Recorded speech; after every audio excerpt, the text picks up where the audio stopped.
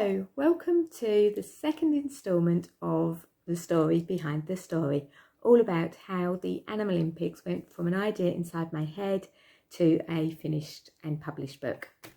So last time I explained about how I came up with the idea and then the writing of the story, and this time I want to explain to you about what I did with it next. I actually wanted to publish the book in 2020, but I didn't have the funds to make a start on that, or really the time scale to get the book illustrated.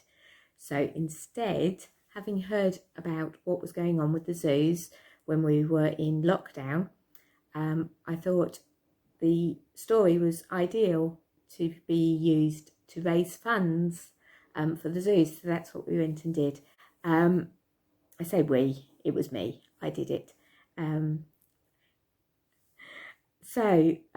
Big thanks go to Wendy Smith. She's a Paralympian wheelchair basketball player.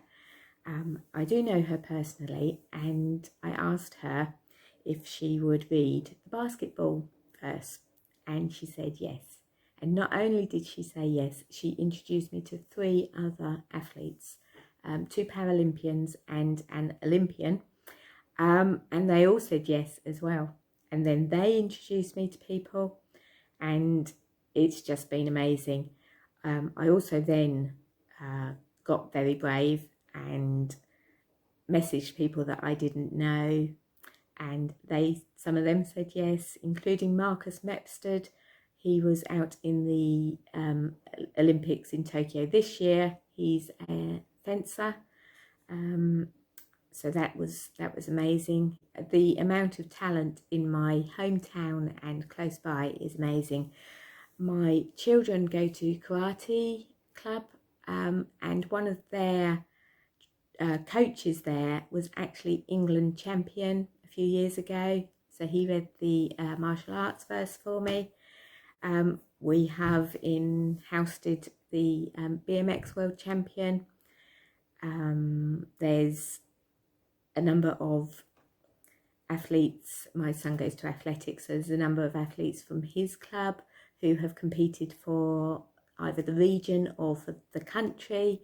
It's been amazing to find out what's going on locally and the amount of talent there is, and then they actually helped me as well, so huge thanks to them. I then approached the zoos and asked if they'd like to be involved, and a number of zoos across the country said yes. So we had one zoo from each region, and I just wanted to show you a little poster that we made. So my daughter and I, because as I said yesterday, she's a great help, we created an Animalympics zoo poster. I'll step back and show you the full thing. Oh, there we go. So it's a zoo, laid out like a zoo map with all the enclosures for the different animals. And as I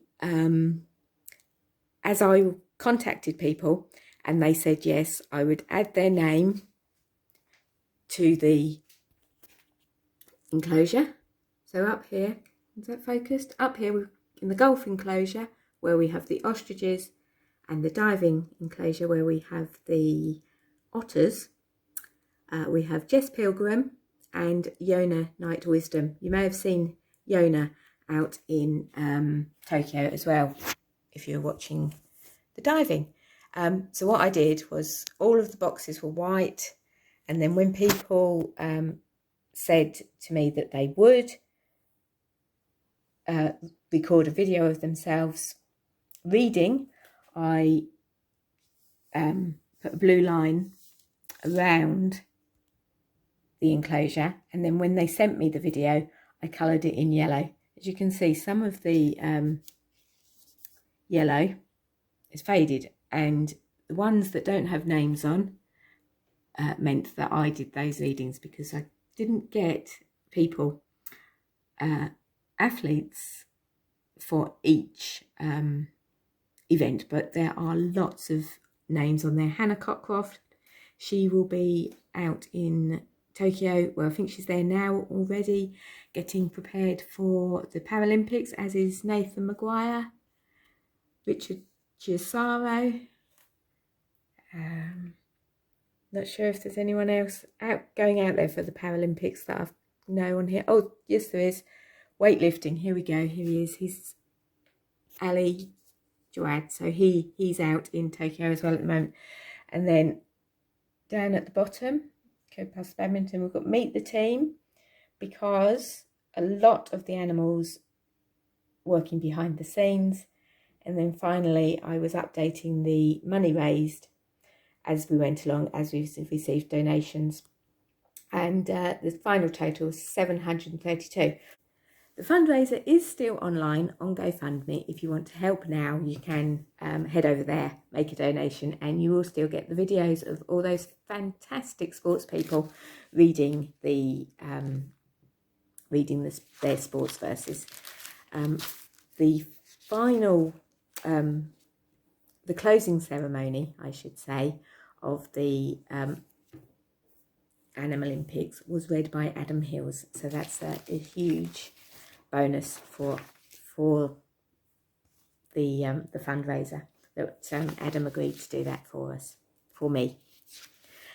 So that's what happened in part 2.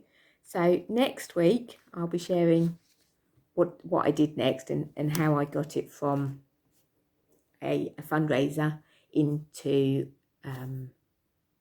a book. Look out next week for part 3. I'll see you then. Bye.